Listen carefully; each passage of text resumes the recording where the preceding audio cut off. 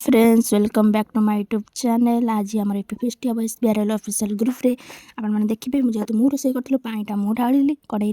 निजक टे video capture कली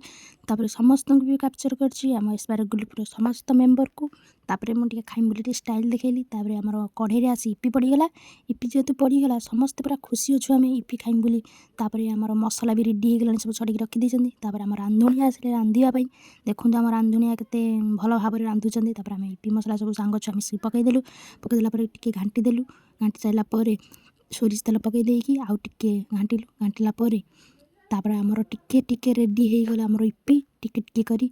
जितेबाला संपूर्ण रेडी होगा जाऊला आम आउ मसला पकईलु निज कैप्चर करदेलु वीडियो पुणी आउ थे आमर इपी टिके पूरा रेडी हो सारे